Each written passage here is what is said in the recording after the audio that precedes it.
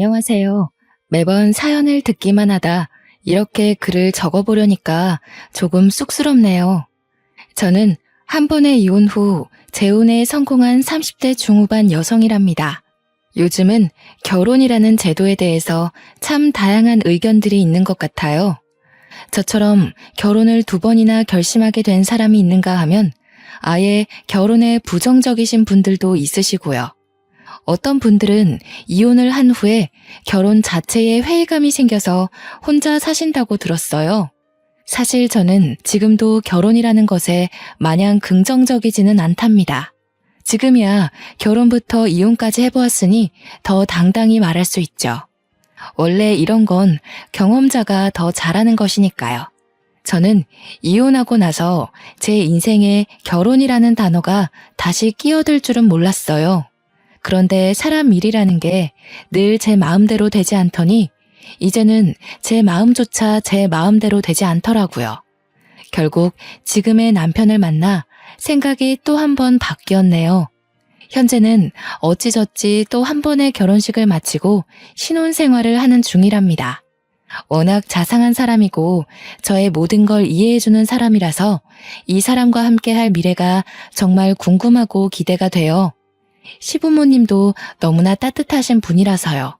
오늘은 제가 이 사람과 어떻게 만났는지, 제가 어떻게 살아왔는지, 저의 인생 이야기를 정말 속 시원히 털어내 보려고 해요. 궁금하시지 않나요? 재밌게 들어주시면 감사하겠습니다. 아까 제가 결혼이라는 것에 마냥 긍정적이지 않다고 했는데요. 솔직히 말하자면 그건 여러 일을 겪으며 많이 유해진 생각이고요. 이유야 많겠지만 저는 특히나 결혼에 부정적인 생각을 가지고 살던 여성이었어요. 왜인지 몰라도 결혼에 부정적이라고 의견을 밝히면 다들 이유를 추측하시더라고요. 조금 뻔한 대답이 될 수 있기는 한데 가장 큰 이유는 제가 이혼 가정에서 자랐기 때문이에요. 여기는 저에 대해서 아무도 모르시니까 정말 까놓고 이야기하자면 이혼 가정이라고는 말하지만 저에게 가정이랄 게 없었어요. 이게 무슨 말이냐 하면 이혼하시기 전부터도 부모님은 저에게 별다른 관심이 없었다고 봐야겠네요.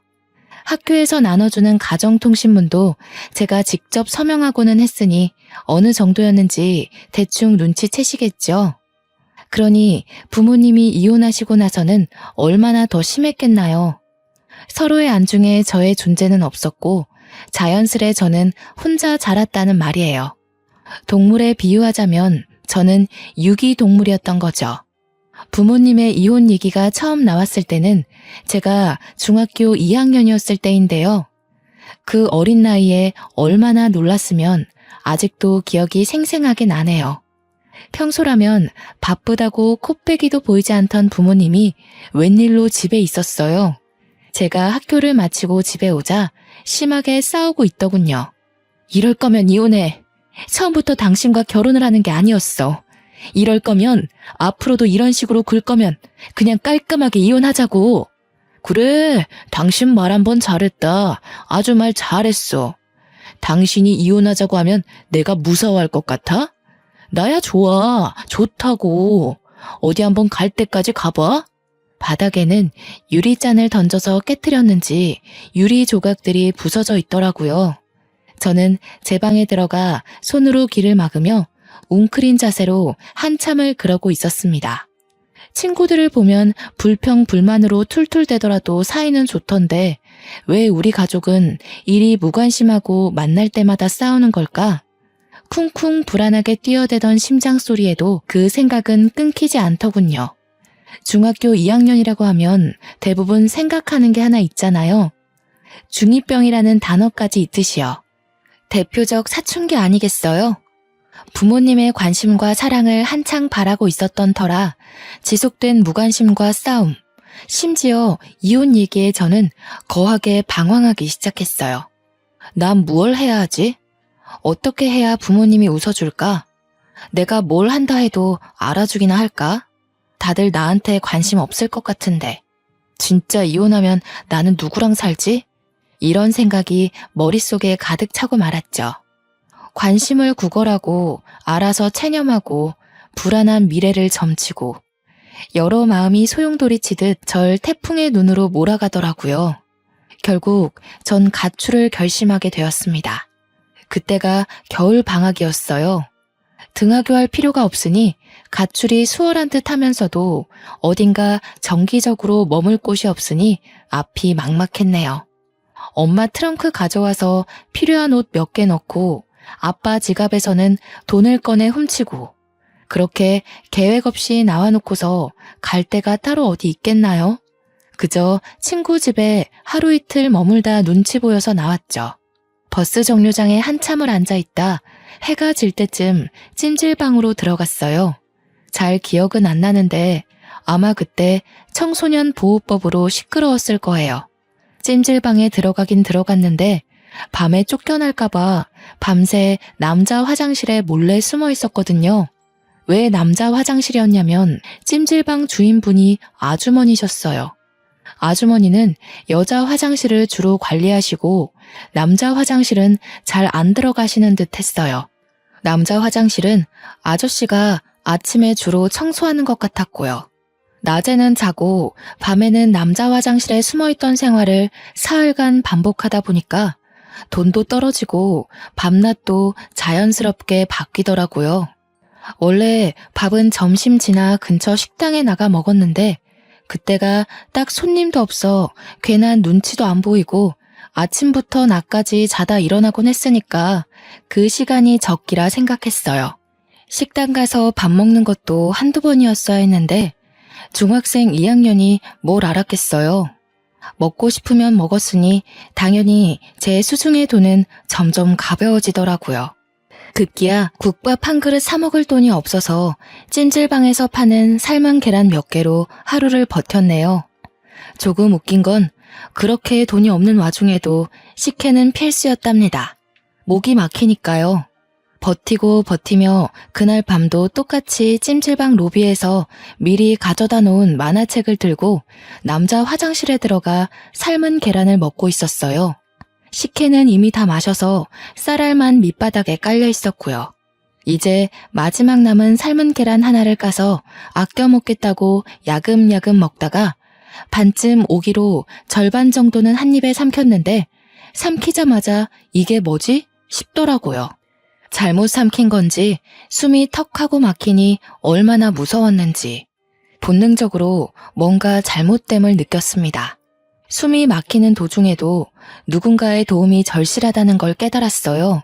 급하게 화장실 문까지 걸어가서 문을 두드리며 살려달라고 도움의 신호를 보내려 했어요. 문을 두드리면 누구라도 오지 않을까 싶어서요. 문고리를 잡고서 문을 열고도 싶었는데 문고리 잡기조차 쉽지 않더라고요. 시야가 점점 흐려지고 다리에 힘이 풀리기 시작하는데 이대로 이렇게 계란 먹다 죽는 건가 싶었네요. 꺽꺽거리면서 반은 포기 상태로 어쩔 줄 모르고 몽롱해져 가는데 때마침 남자 화장실 문이 열리더니 누군가 들어오는 것 같더라고요. 얼마 안 있어 누군가 제 몸을 흔들기도 하고 세우기도 하고 풀려가는 제 눈을 들춰보기도 하고 이것저것 확인해보는 듯 했어요. 흐린 눈으로 얼핏 봤을 때는 제 아빠뻘 되는 아저씨였는데 얼굴에 핏기 하나 없는 캑캑거리는 저를 보고는 곧바로 하임리히법을 시도하기 시작했습니다. 얘, 자면 안 돼. 눈 똑바로 떠. 눈 떠? 얘야, 정신 놓으면 안 된다. 정신 차려야 해. 몇 번의 압박 끝에 제 목에서 계란과 음식물이 튀어나오며 전 다시 숨을 쉴 수 있었어요. 숨을 고르고 있으니 때 아닌 소란에 찜질방에서 자던 사람들이 다 일어났더군요. 다들 무슨 일이냐며 웅성웅성 모여드니 찜질방 아저씨가 수습하시더라고요. 아이고 죄송합니다. 애가 잠시 우리 집에 온 조카인데 하도 찜질방에서 며칠 자보고 싶다 사정하지 뭡니까? 그래서 데려왔더니 야밤중에 뭘 잘못 먹어 숨을 잘 못 쉬더라고요. 깜짝 놀라 응급조치를 취하느라 이리 소란을 피웠네요. 이제 멀쩡하니 다시 주무세요들. 찜질방 아저씨의 말씀을 들으니 온몸에 찬물이라도 끼얹어진 것처럼 생사를 오가던 현장에서 현실로 끌어내려지는 듯 했습니다. 잠시 뒤로 빠져서 다른 곳에 숨어 있으려던 저는 당연하게도 찜질방 아저씨에게 붙잡혀 찜질방 아주머니에게로 향했어요. 아주머니는 애 얼굴이 너무나 창백하다며 호들갑 떠시더니 제 손을 몇 번 주무르시곤 따뜻한 물을 건네주시더라고요. 제가 따뜻한 물을 마시며 조금 안정된 듯 보이자 무슨 사정이냐 물어보시고 제 얘기를 듣고선 말씀하셨습니다. 사실은 학생이 여기서 머무는 거 다 알고 있었어. 갈 데도 없어 보이고 너무 어려 보여서 내쫓으면 상황이 더 안 좋아질까봐 묵과하고 있었는데 이제는 손님들까지 다 알아버려서 어쩔 수가 없네. 일단 오늘은 너무 늦었으니까 편하게 자고 내일 아침에 집으로 돌아가. 어린 여자애 혼자 있기엔 너무 위험해. 그간은 내가 지켜봐서 별일 없었다지만 오늘 일도 그렇고 여기 있어봤자 좋을 거 하나 없어. 딱 너만한 아들이 있어서 딸 같아서 그래. 나쁘게 듣지 말라며 부모에게도 못 받아본 걱정을 하시더라고요. 아주머니가 만들어주신 죽과 아저씨가 갖다준 식혜를 든든히 먹었어요. 집에선 늘 혼자 밥 차려 먹었는데 누가 차려주니 너무 행복하더군요. 그렇게 저의 일주일짜리 가출을 끝이 났어요. 집으로 돌아오니 부모님은 잠시 산책 갔다 왔냐면서 할 얘기가 있는데 마침 잘 왔다고 하시더라고요.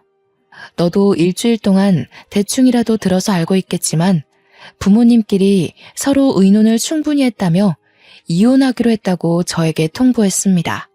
그 말을 들으니 머리가 띵하더라고요. 제가 가출한지도 모르는 것 같았어요. 그러면서 하는 말이 뭔 줄 아세요?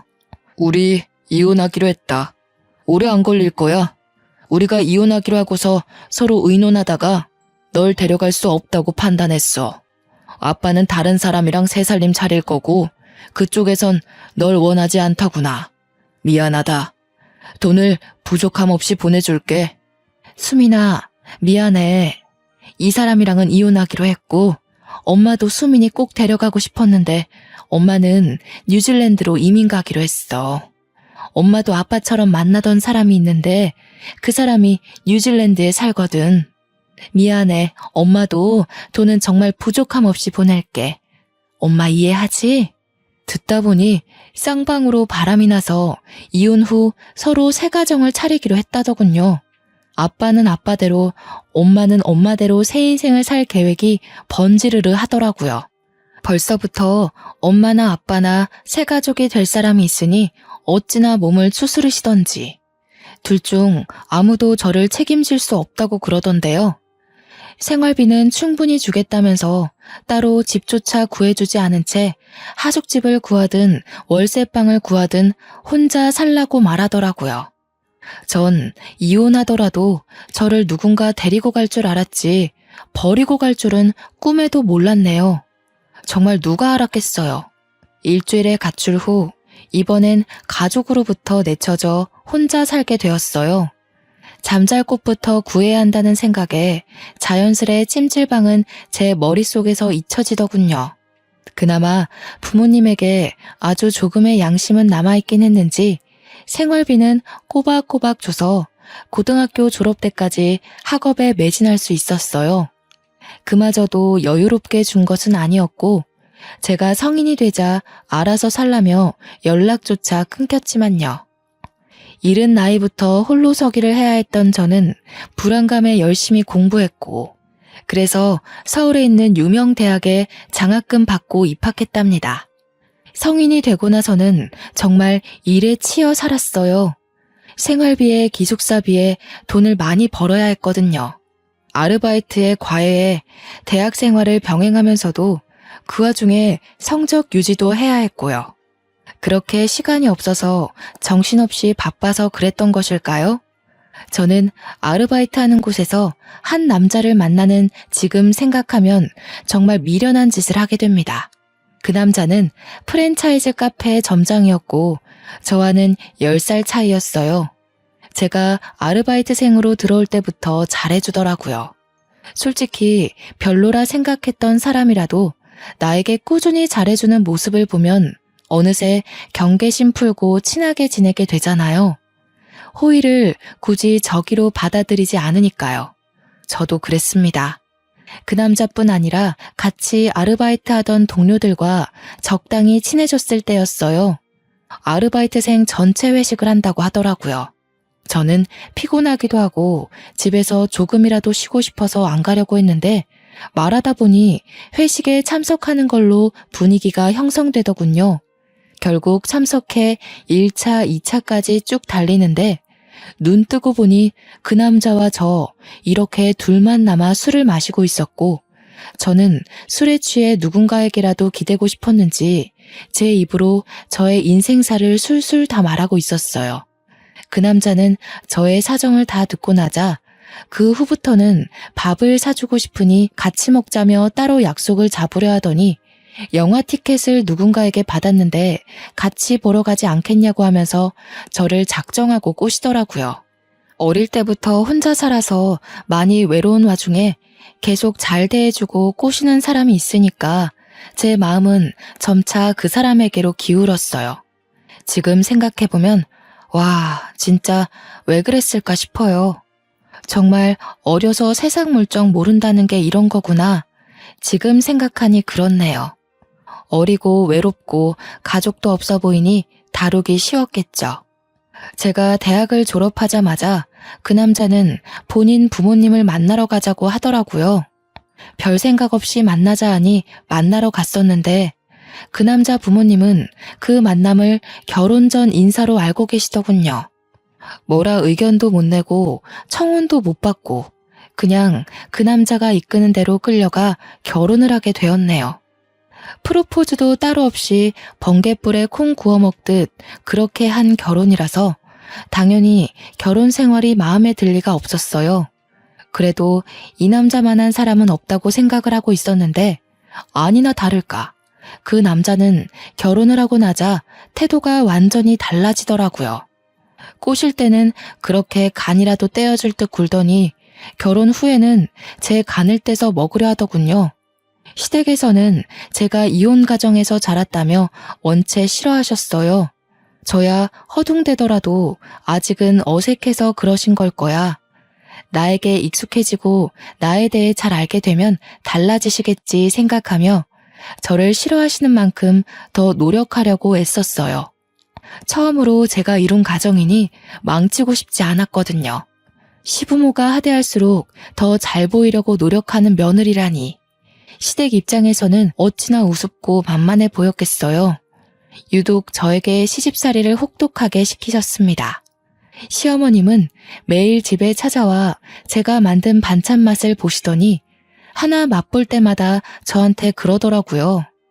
아우 짜, 왜 이렇게 짜게 만들었대?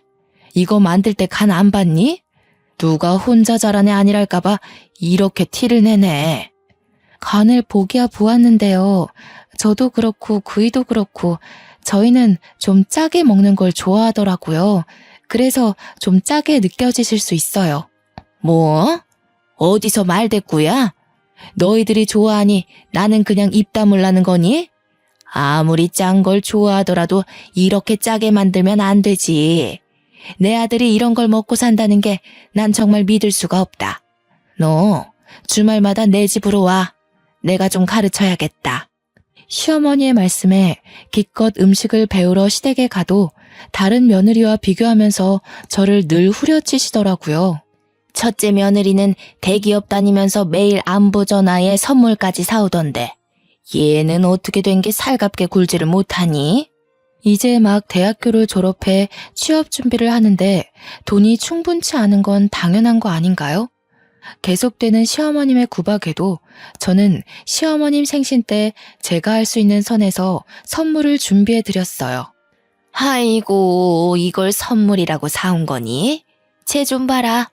아무리 돈도 없고 센스도 없다지만 요즘 누가 이런 싸구려 제품 쓴다니? 어른 없이 자라서 보는 눈이 많이 떨어진다 얘. 웬만하면 이혼하고 싶지 않았기에 참으려고 노력했어요. 시간이 지나면 익숙해지면 조금씩 나아지겠지 싶었어요. 그런데 제가 참으면 참을수록 제가 참을 수 있는 한계를 시험이라도 하듯 점점 심해지더군요. 하루는 시어머님한테 전화가 왔어요. 예, 내일 김장해야 하니까 내일 아침 일찍 새벽 5시까지 집에 오렴. 할 거 많으니까 마음 든든히 먹고. 그때 한창 취업 준비하느라 토익 시험과 각종 자격증 시험 준비 중이었는데요. 한숨이 깊게 나왔지만 해봐야 할 것은 다 해봐야겠다 싶어 다음날 아침 일찍 새벽 5시에 시댁에 도착했어요. 도착하기는 도착했는데 이게 웬걸 문이 잠겨 있는 거예요. 문을 두드려도 벨을 눌러봐도 응답이 없었어요. 계속 문을 두드리면 새벽이라 누군가 무어라 할 것 같았기에 서성거리며 고민하다 일단 비밀번호를 입력해 시댁에 들어갔어요. 들어가니 배추가 얼마나 많은지 아주 그냥 널려 있더라고요. 시어머님은 여전히 전화를 안 받으시고요. 시어머님은 잠시 나간 거라 치더라도 이렇게 배추가 많은데 다른 사람 아무도 없이 저 혼자 있는 게 너무 이상하다 싶었어요. 그래서 그냥 소파에 앉아 1시간을 꼬박 기다렸습니다. 기다리면서도 이게 뭔가 싶고 안 좋은 생각이 머릿속을 스쳐 지나갔어요. 설마 그렇게까지 시어머님이 악독한 사람은 아닐 거라 믿고 싶더라고요. 그런데 안 좋은 예감은 틀리질 않더라고요. 설마 했던 것이 사람을 잡더군요. 시어머니께 전화가 와서 왜 전화했냐고 하시길래 오늘 김장하는 거 아니었냐고 오라 해서 왔는데 왜 집에 안 계시냐고 여쭈었죠. 예의 없이 새벽부터 전화하더니 시부모 여행 간 것도 모르니? 가족여행 와서 집에 없지 뭐. 나 집에 갈 때까지 네가 김장 좀 해놓으렴. 네? 어머님, 그게 무슨 말씀이세요? 저 자격증 공부하다가 시간 내서 온 건데 이러시면 어떡해요? 여행이라뇨. 그럼 저를 왜 부르셨어요? 처음부터 저 혼자 김장 다 하라고 부르신 거였어요? 어린 것이 보는 눈만 없는 줄 알았는데 눈치도 없네. 왜 불렀겠니? 늙어서 온몸이 쑤시는데 내가 다 하련? 며느리인 네가 할 수도 있는 거지. 난 여행 갔다 올 테니 김장 다 해놓아라. 갔다 와서 간 볼 거니까 대충 하기만 해봐. 정말 말도 안 되잖아요. 혼자 김장을 하라니 이런 시집살이는 듣도 보도 못했어요. 저 혼자 먹을 김치도 아니고 이 많은 걸 혼자 도대체 어떻게 해요? 그것도 직접 전화까지 해가며 불러드리더니 저런 태도라뇨. 전화를 끊고 허탈하게 앉아 밖을 바라보는데 내가 지금 여기서 뭐 하는 건가 싶었어요. 거실 창 너머로 동트며 노랗고 빨간 햇빛이 쫙 깔리는데 분하기도 하고 슬프기도 하고 눈물이 나더라고요. 한참을 밖만 바라보며 울다가 결국 이혼을 결심했습니다. 시댁에 남아 김장을 하는 대신 남편에게 전화를 걸어 이혼하자고 말했네요. 이혼하고 무슨 생각이 들었냐 하면요. 그간 살아온 제 인생에 의문을 품게 되더니 별별 생각 다 들더라고요. 이혼 별거 아니네. 부모님도 이혼하더니 나도 이혼을 했구나. 결혼은 내 인생에 없나 보다. 내 인생은 왜 이리도 외롭고 힘들지? 그렇게 혼자 감정에 매몰될 뻔했지만 구사일생이라고 할까요? 면접을 봤었던 한 회사에 합격해 입사하게 되었어요. 자격증 취득 전에 넣었고 꽤 규모가 큰 중견 기업이라 큰 기대를 하지는 않았는데요. 예상치 못한 합격이라 그런지 마음이 술렁거리는 상황에도 기쁘긴 하더라고요. 그 이후부터는 온 신경을 쏟아붓고 매달릴 곳이 회사 하나뿐이라 정말 처절하게 매달렸던 기억뿐이네요. 일이 없으면 더 달라고 더 배우겠다고 신입 때부터 그러고 다녔어요. 그러다 보니 어느 순간 야망이 가득한 신입이라는 별명도 생기더라고요. 워낙 열정적으로 배우며 회사의 모든 시간을 바쳐서 그런지 회사 사람들과의 관계도 무난했네요. 입사하면서부터 시간이 참 정신없이 지나갔는데 그렇게 바쁜 게 오히려 저에게 필요했어요. 실제로 도움이 되더군요. 집에만 오면 바로 골아떨어져 따로 생각할 시간이 없었으니까요. 그런데요, 잊어버리는 게, 피해버리는 게 모든 걸 해소하는 건 아니잖아요. 너무 감정을 억누르며 일만 하고 살아왔던 탓일까요? 적어도 일은 내가 하는 만큼 돌아온다고 생각했는데 저의 개인 시간마저 빼가며 열심히 일했던 것이 3번의 승진 누락으로 돌아오더군요. 처음 한두 번 정도야 당황스러웠지만 그럴 수 있지 하고 넘어갈 수 있었어요. 3번을 승진해서 누락시키니까 제가 일을 못하는 편도 아니고 너무 황당하더라고요. 승진 누락 결과를 출장지인 제주도에서 확인했었는데 마냥 기다리다가 회사로 돌아가서 물어보기엔 열불이 나더군요. 마침 같이 출장 왔던 부장님이 옆에 계셔서 바로 여쭤보니 하시는 말이 나야 뭐 수미 씨가 워낙 일을 잘하니 승진 때마다 수미 씨를 밀어줬지. 근데 임원들 생각은 그게 아닌가 보더라고. 너무 예민하게 받아들이진 말고 수미 씨가 아무래도 이혼도 했었고 딱히 책임질 가족이 있는 게 아니잖아. 임원진들은 워낙에 또 보석이니까 가정이 있는 남자를 밀어주려 하더라. 부장님 말씀을 듣는데 한마디 한마디가 속이 쓰리더라고요. 부장님은 본인이 힘이 없어 미안하다며 위로를 해주시려 했는데 딱히 위로가 되지는 않았어요. 이혼해서 또는 책임질 가족이 없어서 이런 개인적인 이유로 저의 발목을 잡았던 일이 이번 한 번만 있는 건 아니었거든요. 학창 시절에는 부모님의 이혼이 저에게 큰 걸림돌로 작용했어요. 지금이야 이혼이 흔해졌다지만 제가 학교에 다닐 때까지만 해도 아니었던 터라 부모님이 이혼했다 하면 선생님들부터가 편견에 가득한 시선으로 저를 바라보곤 했어요. 시험에서 성적이 조금이라도 안 좋게 나오면 쟤도 그렇게 노력하더니 이혼 가정이 내는 어쩔 수 없네 라는 식으로요. 시간이 지나 극복했다고 생각했는데 직장 생활에서조차 되풀이 되다니. 심지어 학창 시절 땐 시선뿐이었지 이건 뭐 여자라서 책임질 가족이 없어서 이혼해서라니. 저는 저를 책임지고 있는데요. 정말 무슨 상관이죠? 도대체 언제가 되어야 이런 차별적인 것에서 벗어날 수 있을까 싶었네요. 일하던 중이라 제대로 감정을 풀지도 못한 채 출장을 끝내고 제주도에서 집으로 돌아오는 날이었어요. 김포공항에서부터 운전을 하며 집으로 가는데 찜질방 간판이 보이더라고요. 내일 주말이겠다. 저기서 몸을 좀 녹일까 하다가 찜질방이라고 하니 문득 옛 생각이 나더군요. 충동적으로 차를 돌려 오랜만에 고향을 한 바퀴 둘러보기로 했어요.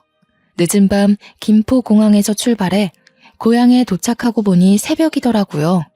배는 고프고 잠은 오고 일단 뭐라도 좀 먹고 싶어서 문 연 음식점을 찾아보는데 근처에 햄버거 집이 하나 있더군요.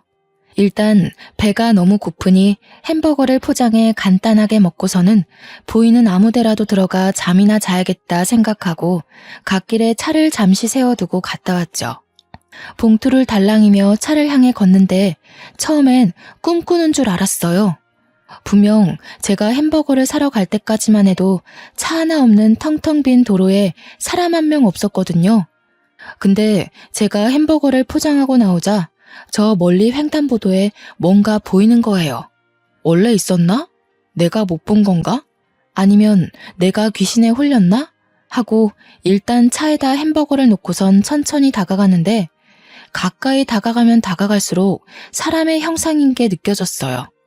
아저씨에서 할아버지 그 애매한 나이대의 아저씨였는데 깜깜한 새벽에 모르는 사람이 제 앞에서 피를 흘리며 쓰러져 있는 걸 보니까 잠도 확 깨고 정신이 아찔하더군요. 직감적으로 이건 뺑소니다 싶어 덜덜 떨리는 손으로 112에 신고했습니다. 얼마 안 있어 구급차와 경찰차가 오더라고요. 제가 살아온 인생을 되돌아보며 우울한 감정에 빠져 있으려고 했는데 이 새벽에 도대체 이게 무슨 일인지. 세상은 저에게 우울해할 시간을 주지 않으려고 했나 봅니다. 저는 신고자로서 최대한 협조하기 위해 같이 병원에 갔습니다. 응급실에 도착하니 상황은 긴박하게 흘러가더라고요.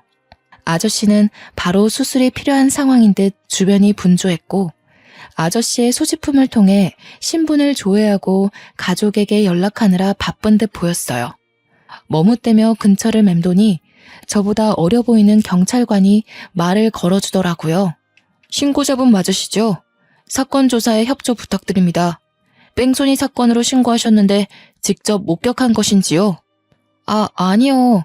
제가 햄버거를 사러 잠시 갓길에 차를 세웠는데요. 포장하고 오니 저 멀리 횡단보도에 사람이 쓰러져 있더라고요. 가까이 다가가니 뭔가 뺑소니 사고 같길래 바로 신고했어요. 네, 알겠습니다.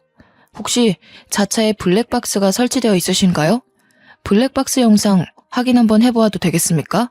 경찰관에게 괜찮다, 최대한 협조하겠다 말하려던 순간 아저씨의 가족으로 추정되는 아주머니와 한 남자가 응급실로 급하게 뛰어들어오더군요. 어찌나 급하게 오던지 응급실 안 모든 사람의 시선이 그쪽으로 몰릴 정도였어요.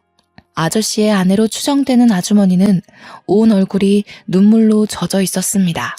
아주머니는 병원 접수대에 무어라 말을 하시더니 아저씨가 수술실로 들어갔다는 걸 아셨는지 어쩔 줄 몰라 하며 아들로 추정되는 남자의 손만 붙잡고 계셨어요. 남자는 그런 아주머니의 손을 꼭 붙잡고 경찰관을 향해 다가오시더라고요. 경찰관은 그 남자의 얼굴을 보자마자 눈을 동그랗게 뜨더니 남자를 향해 거수 경례 후 아는 척을 하더군요. 딱 보니까 그 남자도 같은 경찰인 것 같더라고요. 남자는 수고한다며 경찰관의 어깨를 툭 치고는 경찰관에게 상황 설명을 자세히 들었고 곧 옆에 있던 제게 고개를 숙여 정중하게 인사했습니다. 신고자분 맞으시죠? 정말 감사합니다. 덕분에 제 아버지가 늦지 않게 수술대에 올라갈 수 있었습니다. 신고해 주시고 조사에 최대한 협조해 주셔서 정말 마음 깊이 감사드립니다. 그러고선 능숙하게 제 블랙박스 영상을 잠시 확인하겠다며 양해를 구하고는 블랙박스를 돌려보기 시작하더라고요. 아주머니는 그런 남자 옆에서 머물며 저의 손을 꽉 잡으며 저에게 연신 고맙다는 인사를 하셨어요. 솔직히 제가 한 것에 비해서 감사 인사를 과하게 받는 느낌이라 민망하기도 하고 뿌듯하기도 하고 복잡 미묘했네요. 다행히 저의 블랙박스에 뺑소니 사고가 노골적으로 찍혀 있더라고요. 조금이라도 멀거나 가까웠다면 못 찍었을 각도로 정말 미세하게 오른쪽 위 구석에 사고 영상이 찍혀 있었네요. 제가 직접 목격한 것도 아니라서 혹여나 블랙박스에도 사고 영상이 안 담겨 있으면 어떡하나 내심 걱정을 했었는데요. 그런 제 걱정을 날려버리기라도 하는 것처럼 결정적 정보마저 보이더라고요. 정말 잠시 갓길에 차를 세워둔 거라 헤드라이트를 켜뒀었는데요. 그 불빛에 뺑소니 사고를 내고 도망가려던 차가 제 차 쪽으로 다가와서 제 블랙박스 각도를 확인하는 듯한 움직임이 있었어요. 처음엔 빛이 번져서 번호판이 안 보이는 듯 하다가 뺑소니 차가 제 차에서 멀어지며 번호판이 확실하게 보이더군요. 그로부터 대략 한 달 뒤, 그 남자로부터 전화가 왔어요. 늦게 연락드려 죄송합니다. 덕분에 제 아버지 수술이 무사히 끝나서 오늘 퇴원하셨답니다. 뺑소니범도 덕분에 수월하게 잡았고요.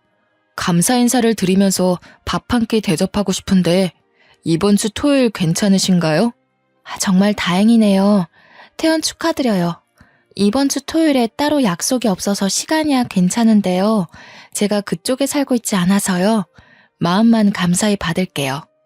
제 아버지 생명의 은인이신데 밥 한 끼 대접할 수 있게 해주세요. 거리가 멀어 그러는 거라면 지금 사시는 곳 근처 식당에 예약하겠습니다. 제대로 감사 인사를 할 기회를 주셨으면 합니다. 제 아버지도 꼭 직접 뵙고 싶다고 하셔서요. 간곡히 부탁하시니 마냥 거절하기가 죄송스럽더라고요.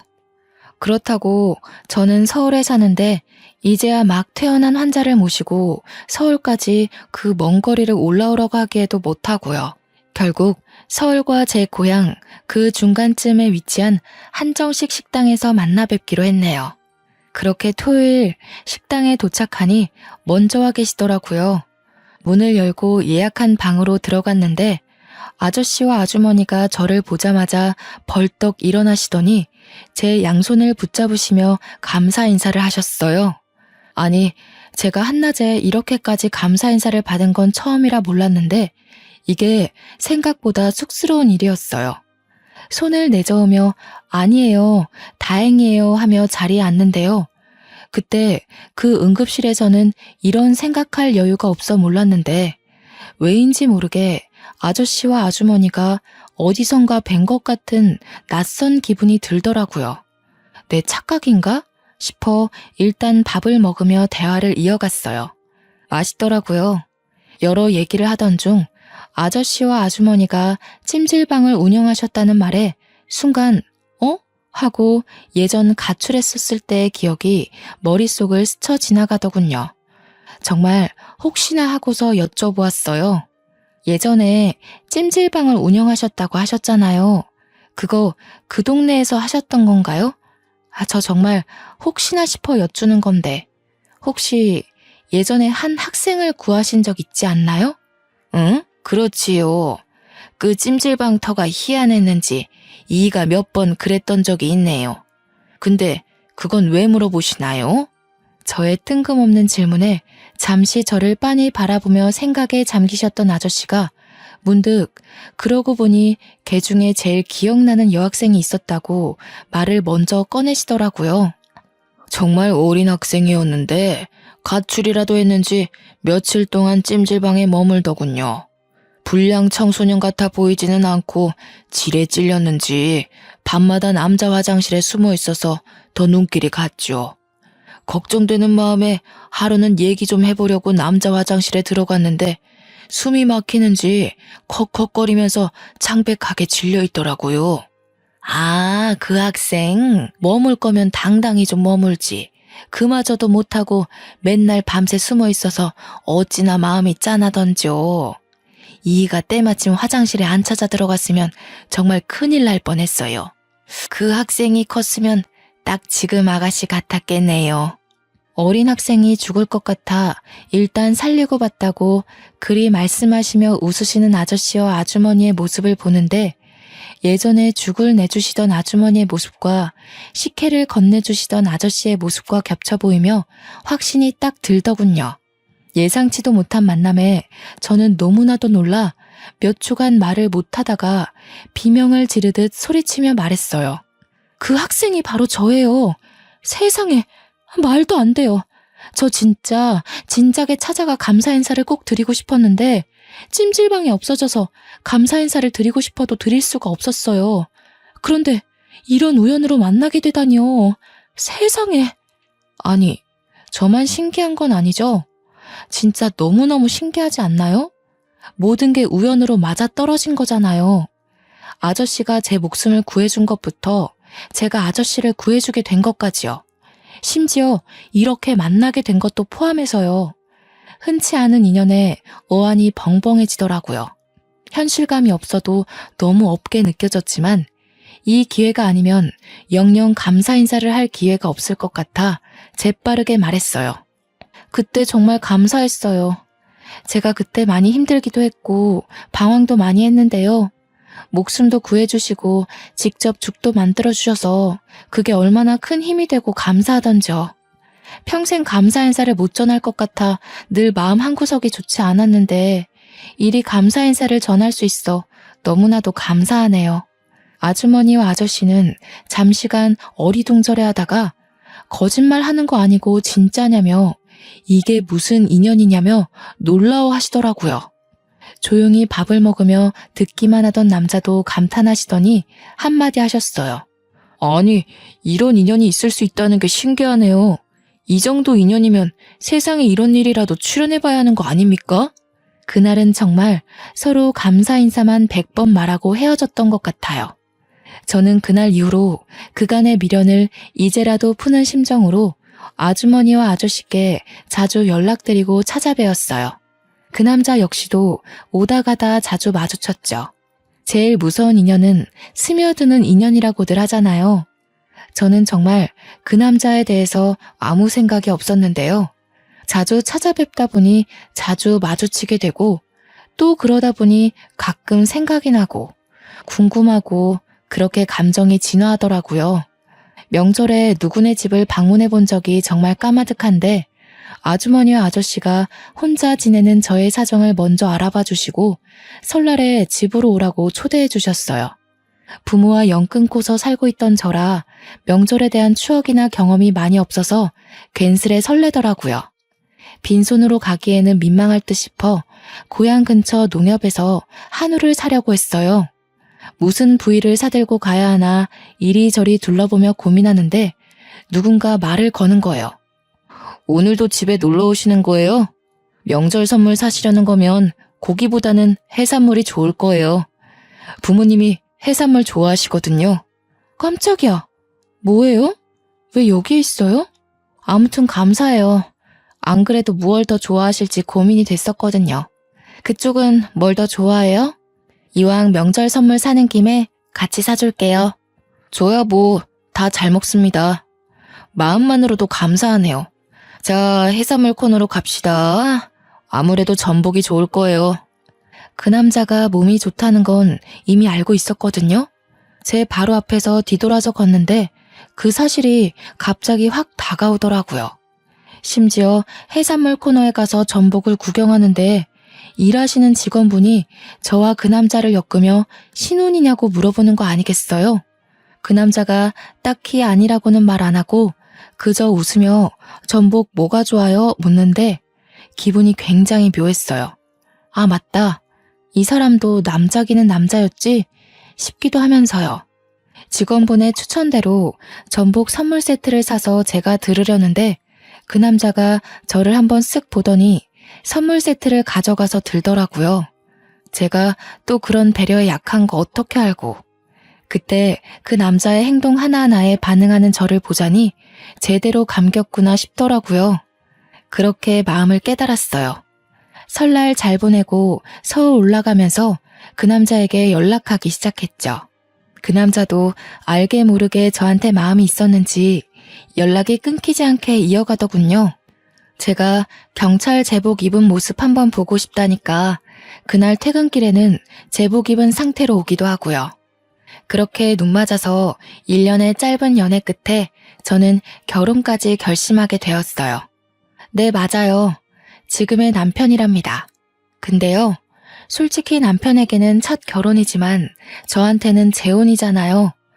아무래도 이혼의 경험이 있으니까 재혼은 시작부터 망설여지게 되더라고요. 그런 제가 답답했는지 남편은 뭐가 걱정이냐면서 대놓고 물었고 저는 대답했죠. 당신도 알겠지만 나 이미 결혼도 해봤고 이혼까지 했잖아. 당신이랑 결혼하게 되면 아주머니도 아저씨도 내 시부모님이 되는 건데 지금처럼 편하게 못 지낼까봐 무섭고 그래. 당신은 처음인데 나만 재혼이니까 미안하기도 하고. 그런 거라면 정말 걱정하지 마. 우리 부모님 성격 몰라서 그래? 당신이 나랑 결혼한다고 해서 시부모 유세 떨고 그럴 사람들 아니라는 거 알잖아. 난 당신과 사랑하는 가정을 이루고 싶은 거야. 처음이든 재혼이든 관심 없어. 재혼에 회의적이었지만 저의 가정을 이루고 싶다는 욕심은 있었거든요. 남편은 바로 그 점을 기가 막히게 꼬집으면서 설득하더라고요. 마침내 제가 결혼하자며 고개를 끄덕인 날 남편은 쐐기를 박으려는지 바로 부모님께 결혼하기로 했다고 고하더군요. 저는 그 옆에서 긴장이 돼 손끝을 만지작거리고 있었는데 어머님이 한박 웃음을 지으시며 말씀하셨어요. 아이고, 올해도 걸렸다, 올해도 걸렸어. 얼마나 기다렸는지 아니? 우리 남편 차가운 길바닥에 외롭게 죽을 뻔했는데 그거 발견하고 구해준 넌 우리 집안의 귀인이야. 어디서 이렇게 착하고 선한 아이가 굴러왔는지 우리 모자란 아들과 결혼까지 해준다니 난 더없이 행복하구나. 어머님과 아버님은 혼수랑 집도 전혀 걱정하지 말라고 큰 소리 떵떵 치시더라고요. 우리 집에 귀인이 들어오는데 그것 하나 못 해주겠냐면서요. 사공의 목표가 하나고 모두가 열정적이니 배는 순항하더니 그 자리에서 결혼식 날짜까지 바로 정했답니다. 다만 결혼식 날짜가 다가올수록 이혼한 제 친정 부모가 마음에 걸리기 시작했어요. 결혼식 혼주석에 불러야 하는 건지 고민이 돼서 예비 시부모님께 먼저 상의하니까 제 마음 편할 대로 결정하라 하시며 한마디 하셨어요. 내가 이 결혼에 원하는 건 딱 하나야. 바로 네가 우리 집에 시집와서 행복해지는 것이란다. 예비 며느리로 무언가 하려고 노력하지 않아도 돼. 넌 이미 우리 가족의 은인이잖니. 너의 부모님도 그래. 모든 건 너의 마음이 향하는 대로 하렴. 대신 네가 결혼식을 올리며 행복해지는 방향이었으면 좋겠다. 저는 솔직히 부모 같지도 않은 인간들에게 저의 근황조차 알리고 싶지 않아서 결혼식 초대조차 원하지 않는다고 사실상 이미 연을 끊어버린 관계라고 설명했습니다. 예비 시부모님은 제가 고민한 것이 허무하리만치 쉽게 수긍하며 이해해 주시더라고요. 제 결혼식 혼주석에는 남편의 고모랑 고모부가 감사하게도 앉아주셨어요. 저는 이렇게 시부모님의 사랑을 듬뿍 받으며 결혼식을 올렸고 신혼집도 시댁과 걸어서 10분도 안 걸리는 집으로 구했어요. 신혼집으로 이사 오며 이직도 같이 알아보다가 좋은 기회를 잡게 되었어요. 전 회사에 비해 꿀리는 회사도 아닌데 직급도 하나 올리고 연봉도 꽤 받으며 행복한 이직까지 성공했네요. 지금의 시부모님은 정말 저를 사랑하고 아껴주시는 게 느껴져요. 이혼하기 전에 저였다면 미쳤다고 시댁과 그리 가까이 사느냐 했을 텐데요. 제가 자발적으로 신혼집을 시댁과 가까이 구한 건 아무래도 이유가 있겠죠. 어머님은 매일 제가 좋아하는 반찬을 하나씩 만드셔서 신혼집에다 갖다 주셔요. 아버님은 식혜를 새로 만들 때마다 갖다 주시고요. 두 분이서 나란히 우리 부부의 냉장고를 열심히 채워주십니다. 친부모에게 효도하고 지내면 복이 들어온다던데 저에게 해당되는 말은 아니었나 봐요. 생각해보면 저는 그 말과는 반대로 친부모와의 관계를 끊어내고 나서야 다음 모든 것이 잘 풀리기 시작한 것 같거든요. 처음 찜질방 사장님 부부를 만났을 때만 생각해도 그래요. 그때 친부모와 함께 멀쩡하게 잘 살았으면 만날 일이 없지 않았을까요? 결과론적인 생각일 수도 있지만 그때 친부모가 저를 방치하지 않고 각자의 삶을 택하지 않았더라면 저는 가출을 결심하지 않았을 거라 생각하거든요. 그렇지만 결론적으로 친부모는 저를 방치했고 각자의 삶을 택함으로써 제가 가출을 결심했고 그 덕분에 이런 인연을 만나게 되었다는 것이 정말 신기해요. 계란에 숨 막혀 어쩔 줄 몰랐던 저의 목숨을 살려준 아저씨의 은혜를 제가 죽기 전에 갚을 수나 있을까 생각하곤 했는데 10몇 년이 지나고 나서 뒤늦게 조금이나마 은혜를 갚을 수 있을지 누가 알았겠어요. 지금까지 제가 겪어온 과정과 인생을 보면 처음에는 좋고 싫었던 것들이 어느 순간 반대되어 있는 걸 많이 겪었거든요. 인생사 어떻게 될지 모른다는 말이 이런 뜻이었구나 싶기도 하더라고요. 저 이제는요, 과거는 과거인 채로 두려고 해요. 사회도 그렇게 생각할까 싶기도 하지만 이젠 신경 안 쓰려고요. 지난 날은 지난 날로 겪었던 힘듦은 뒤로 한 채 현재의 삶에 더 집중하기로 했어요. 앞으로 남편과 걸어갈 길이 멀다는 걸 이제는 알게 되었거든요. 저를 사랑해주는 남편에게 감사하고 아껴주는 시부모님께도 감사하고 힘들어도 꿋꿋이 잘 살아온 저 자신에게도 고맙다는 말을 하고 싶네요. 지금까지 저의 긴 인생 이야기 들어주셔서 감사합니다. 여러분 늘 행복하세요.